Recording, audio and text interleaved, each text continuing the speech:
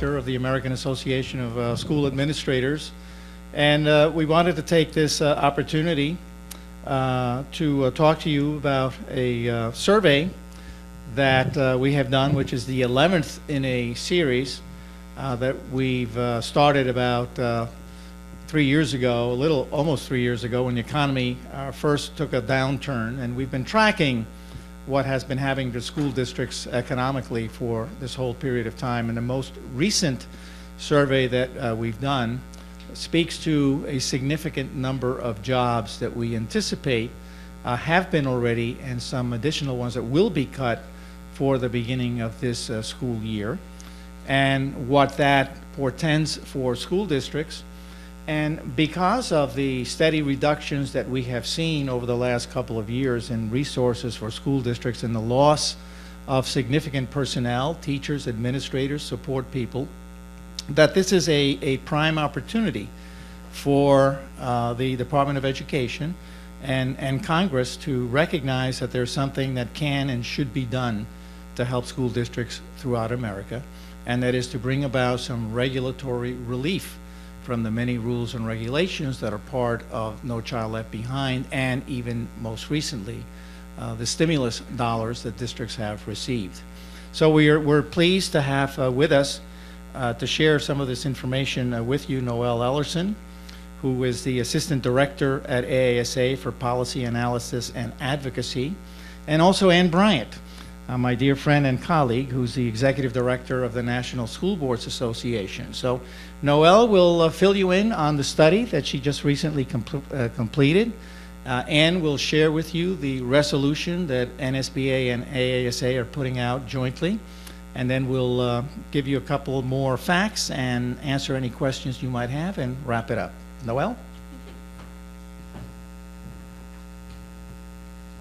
Thank you, Dan, and thank you everybody for being here. I think I'm not alone in the room in wishing that this was a survey about refunding education in the end of the continued recession, but unfortunately it's not.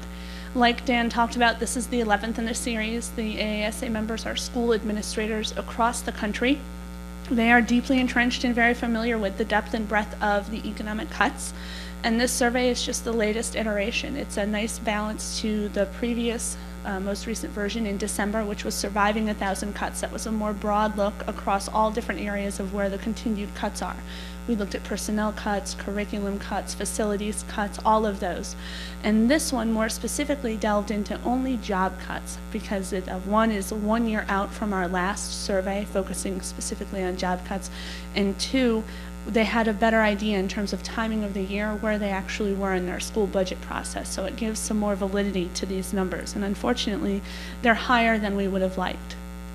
As you can see, we're looking at 227,000 education jobs being on the chopping block for the coming school year, 2011-2012. That is alarmingly close to the number we projected a year ago. The number we projected a year ago was 275,000 jobs. And the question could be, why is it so high? Why is it so similar? I think if you read the AASA reports in sequential order and you look at the consistency with which the members have reported anticipated cuts and how they come to fruition, the ebbs and flows balance nicely with the much needed and much used federal emergency education funding we had. We had two rounds. We had the American Recovery and Reinvestment Act in February of 2009, and last year we had the Education Job Funds, $10 billion last August. And I think one of the most illustrative characteristics or traits from this survey is that when we did this survey a year ago, 82% of respondents indicated that they were going to be cutting jobs in the 2010-11 school year. When we asked them in December, 3 months after the EduJobs Fund was signed into law and the dollars had started flowing, less than half had needed to eliminate jobs, and that's a huge reduction attributable in large part to the federal action. Unfortunately, it's the continued perfect storm. The 2010-11 school year is the end of the ARA dollars, and depending on how states and school districts use their EduJobs funds, whether they spread them out over 2 years or just one, they could be facing the double whammy of the ending of those education job dollars and the dollars they're using to preserve jobs. You also have the continued recession at the state and local level. Historically, if you look at recessions and depression, or the depression and the recessions we've had, state and local recovery lags that of the national economy by 12 to 18 months. For the Great Recession, which textbook definition ended at the national level July 2009, recovery for states and locals would be 18 to 24 months. Now they're looking more to 30 months. So if you do that math, most states aren't expected to bottom out until this coming July or thereafter. And we write in the survey, or I wrote in the survey, the fact that 44 states are already anticipating nearly $112 billion in a budget shortfall for FY12, and at this point, half are already anticipating budget deficits of $75 billion for FY12, which is a 12-13 school year. And collectively, you can see why school districts are where they are in this tough position.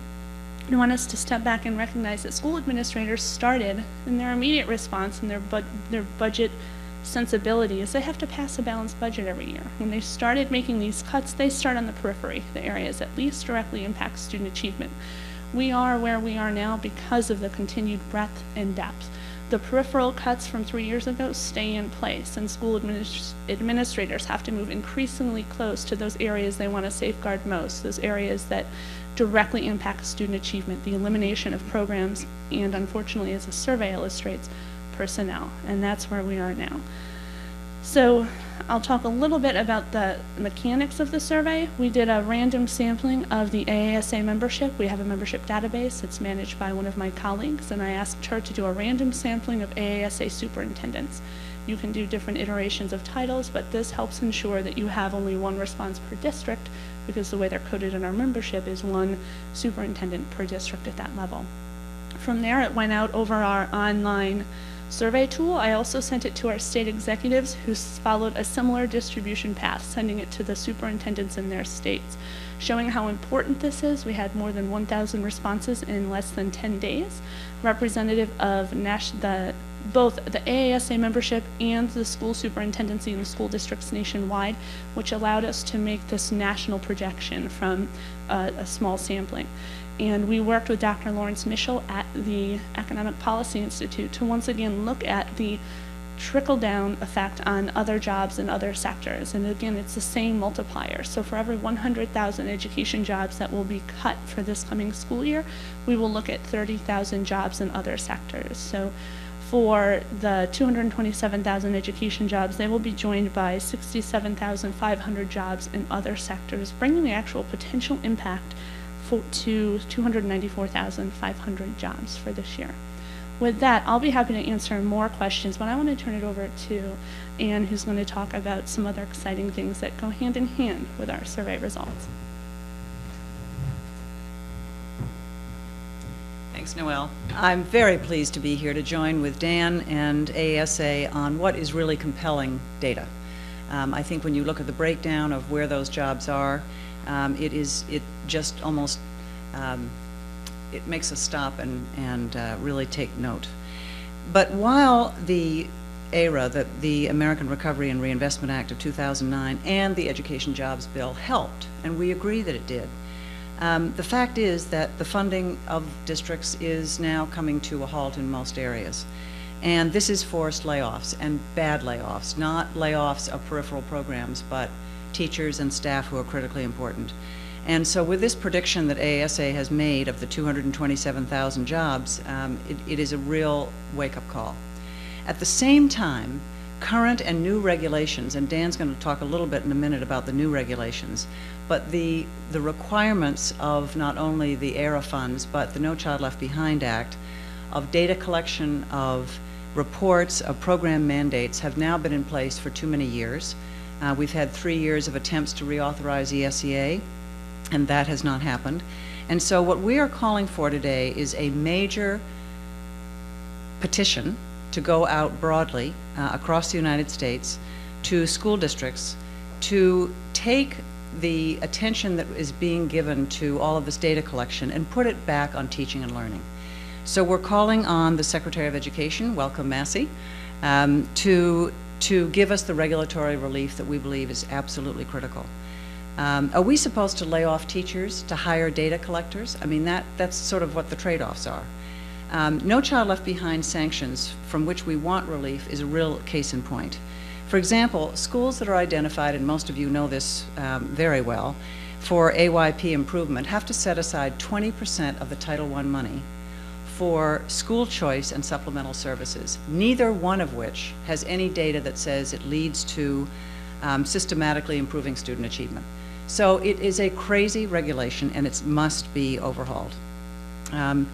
In times of budget cutbacks, why not just remove this requirement and put the Title I dollars that we so desperately need back in the classrooms? So this is just one example of the kind of relief from mandates and from data reporting that we are seeking. We're calling it the resolution petition. You'll see it in your handouts. We're presenting it today jointly from AASA and NSBA, but powerfully we can also let this go through our state associations, which in turn will reach 13,800 school districts, the superintendent and the boards of education. We're calling on our local school districts, school board members, and superintendents to seek this relief from Secretary Duncan, to provide the regulatory relief, and we're urging every single person that this goes out to send not only a letter and sign on to this resolution to Secretary Duncan, but importantly, to every member of Congress. Secretary Duncan needs our help, and the pressure of Congress to take on this relief is critical. As Secretary Duncan recently said, I think it was in March, by this fall, 82% of schools will be labeled as failing. This is unconscionable, and it's also wrong. It's a flawed system. So what we need is, before fall, we need this summer to have Secretary Duncan look at these regulations and say, enough is enough, no more schools should be identified. We're also going to be reaching out to our 15 national education organizations that are part of the Learning First Alliance, and I see NAESP here, to get this resolution in the hands of staff across the field. School board members, teachers, principals, administrators, parents, so that they can petition Secretary Duncan and members of Congress for regulatory relief as a matter of policy, not case-by-case waivers, and urge congressional representatives to also give that support to Secretary Duncan. So thank you for coming today. I'm going to turn it back to Dan, who's going to talk about some of the newer reporting regulations that are coming up that many people are actually totally unaware of, that school districts will have to start pulling together unless we get this relief, and then we'll have questions and answers, and I will be leaving. Joe Villani, Deputy Executive Director of NSBA, will take any answers targeted to NSBA. I have an appointment I couldn't change, and so I regret having to leave. Dan. Thank you very much, Dan. And thank you very much, Noel, for the great presentation you did. So, in essence, what this is about is the fact that we find ourselves at a point in time when school systems are taxed to the point that they've never been in probably since the last depression. We see increases in class size. We see the elimination of summer school programs, after school programs, clubs, activities, transportation. We see school districts around the country that have gone to 4 days as opposed to 5 in an attempt to cut back on expenses. So all of these things cry out for support. We would love and still continue to push for ESEA being reauthorized immediately, and would love to see that happen, because that would bring about, I think, a substantial amount of relief.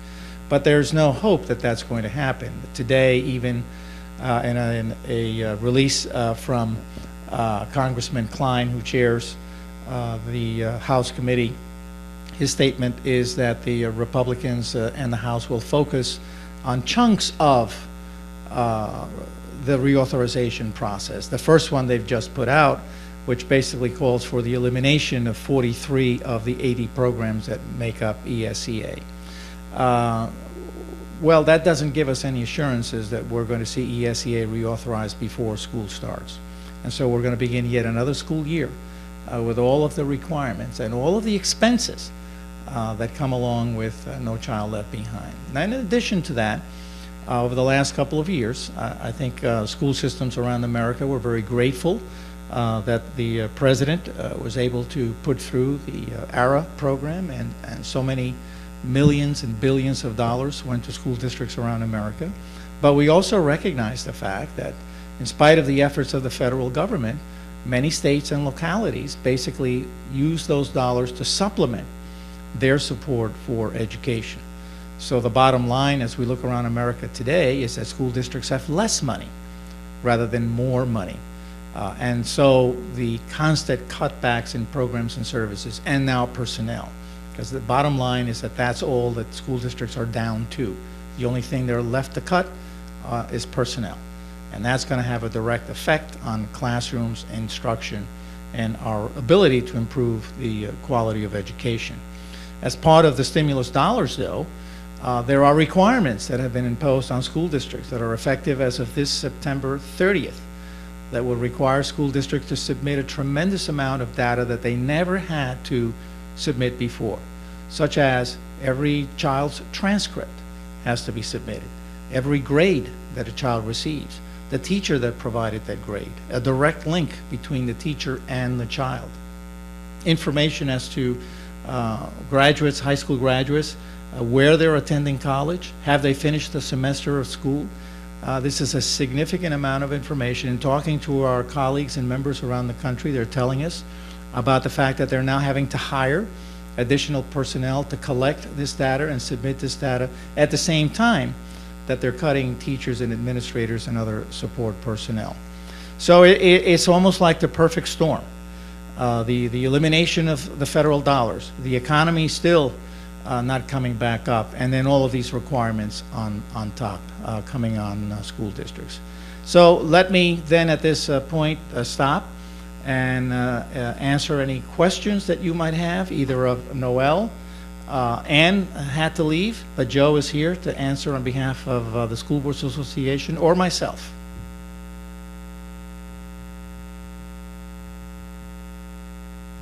Don't be shy now. Now you do have in your packets all of the information and much more of the information of what we've been talking about this afternoon, and certainly the ability to contact our staff or myself or Noel if you do have any follow-up questions that you would like to ask. If you don't, then thank you, all of you, for attending this afternoon, and we look forward to hearing from you in the future. Good afternoon.